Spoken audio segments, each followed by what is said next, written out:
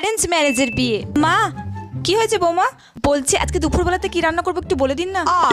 তা শোনো, আম দিয়ে টক ডাল করবা, আর শোনো ঝুরঝুরি আলু ভাজা করবা, আর ফ্রিজে দেখো গা একটু মাছ পড়ে আছে, ওইটাকে একটু আলু দিয়ে পাতলা করে ঝোল করো গা। আর শোনো শেষ পাতে একটু চাটনি একটু পাপড় ভেজে দিও, না হলে আবার আমার খোকার হয় না, বুঝেছো? এর থেকে আবার বেশি কিছু রান্না করো না, যা গরম পড়েছে এই রান্না করো। যা, এত কিছু রান্না করতে বলছি তারপরে বলছি অল্প কিছু।